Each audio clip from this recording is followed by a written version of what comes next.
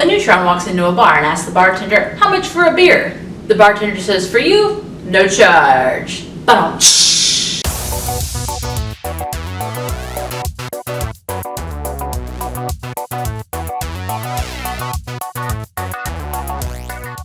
Hey guys, welcome back to the Stimulus. I'm Steph, and here's what happened this week in STEM.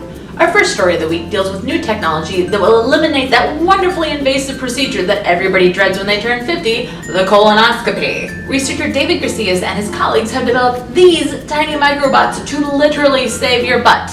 That's right, we keep it classy here on the Stimulus. Prepare yourself for butt jokes.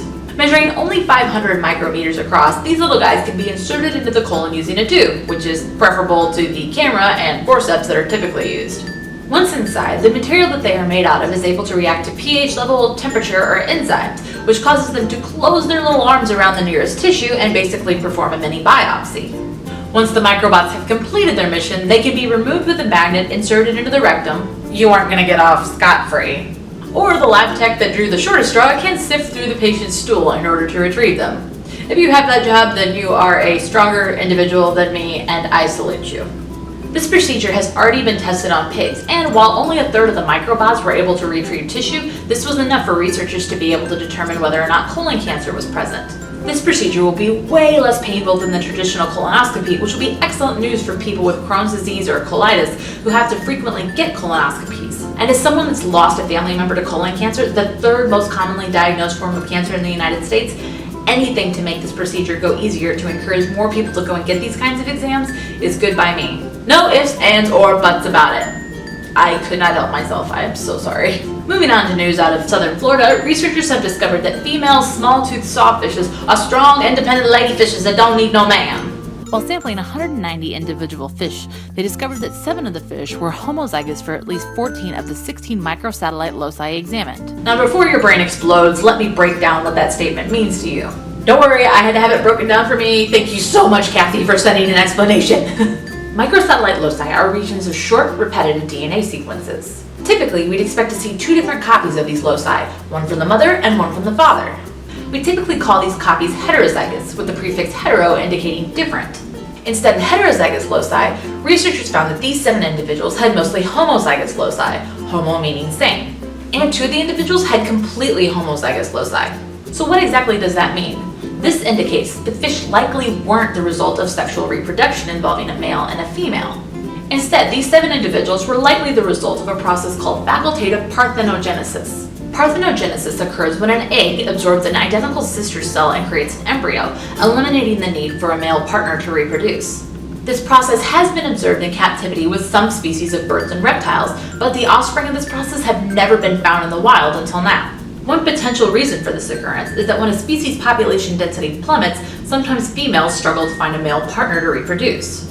And unfortunately, the small-toothed sawfish definitely fits this bill. It's considered critically endangered, and its population is only 1 to 5% of what it was back in 1900. It's important to note that this process alone cannot save a species from extinction. While all 7 of the parthenogen offspring were female, it's unclear whether they have the capability to reproduce. Our last story of the week deals with discoveries in our solar system, specifically with Pluto. Raise your hand if you are getting more and more excited every day about the fact that New Horizons is going to make its closest flyby to Pluto next month. You, me, very excited. Right here, very excited. If you didn't just raise your hand, please feel free to make your way to the corner and go stand in it, since you're not going to like the rest of the story anyway, and I don't need that kind of negativity in my life, okay? It's Saturday. Get out of my face. While the New Horizons Pluto flyby isn't due to happen until next month, we're still finding out a bunch of new awesome stuff about the Pluto system every day. This week, NASA announced some very interesting findings about the motion of Pluto's moons. Now, a little bit of backstory before we dive right in here. The Pluto system is thought to have been formed when Pluto collided with a larger celestial body, creating its moons and the surrounding debris field. Pluto smash! The Pluto system consists of course, Pluto and its 5 moons, Charon, Nix, Styx, Hydra, and Kerberos. Fun little trivia fact, the names of Pluto and all of its moons are tied back to the Greek underworld, and not so much the big friendly yellow dog that Mickey and his buddies hang out with. Disney's ever-growing influence has not reached out that far into the solar system. Yet. I'm watching you, Disney. I'm trusting you with my beloved Star Wars. You better not screw it up. And there it is, the Star Wars reference for this video. You knew it was coming, you just didn't know when. Now Pluto and its largest moon, Charon, form a kind of double planet orbiting around each other. While they orbit around each other, they get closer and then farther away. So as you can imagine, this messes with the gravity of the situation just a little bit. So back to NASA's findings. Using the Hubble Space Telescope, researchers took a look at the next largest moons in the Pluto system, Nix and Hydra. What they found is that Nix and Hydra wobble on their orbits, and not just a little. According to Mark Showalter, a senior research scientist at the SETI Institute in Mountain View, California, the wobble is so bad that if you lived on Nix, you would not know if the sun is coming up tomorrow. It is that extreme.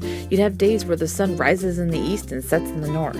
Researchers used Hubble to take a look at the brightness and the way that the light reflected off the surfaces of Nix and Hydra.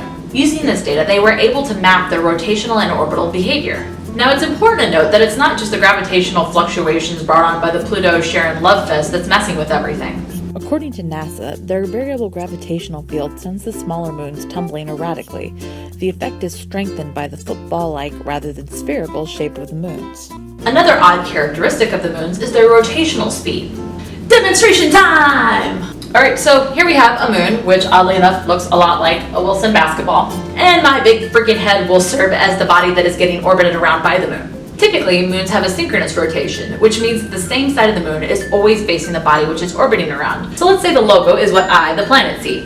As I turn, I continue to see the same face of the moon, no matter what. Our moon here on Earth behaves this way, which is why if you go out a couple nights in a row, you will see the same side of the moon every time you go out. Now Nix and Hydra have a chaotic rotation, so it looks a little bit more like this. Yeah, something like that. Are you not entertained? So why no love for Styx and Kerberos? Well, we can't see them yet because they're so tiny. But we will be able to see them next month when New Horizons get there, and astronomers anticipate that their motion will be equally chaotic. So this week, our question of the day is, what space mission, upcoming or current, has you most excited?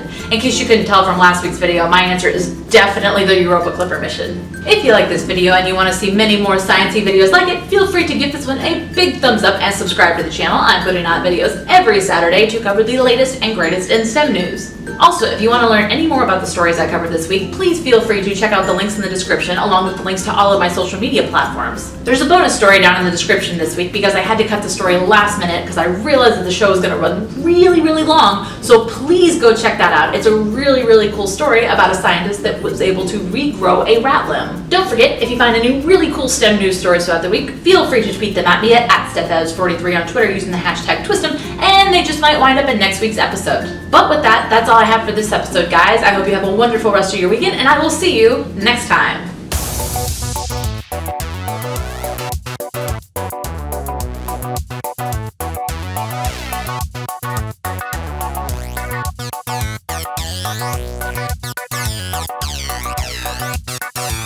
Tube, rather,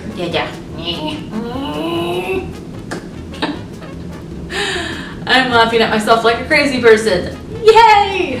La la la la la la la la, I screwed up. La la la la la. The material that they are made out of enables them to turning into a minion from Despicable Me. That's the thing that's happening right now. And what is this hair doing? What are you doing with your life and why? No. This is so bad. I'm so immature. That can be removed. I can't laugh in the middle of saying sticking a magnet in the rectum. I can't laugh. That's so unprofessional. So unprofessional. I screwed up. I missed my calling as an opera singer. Moving on to a story. Why the D? Nobody knows. Oh, jokes. Oh no. Or that female small-toothed sawfishes, that's a lot of acids. While sampling 190 different individuals, researchers discovered that that 7 fish had the result of a process called facultative parthogenesis. Got it, good, yeah. Made a song out of genetics, because I'm cool like that.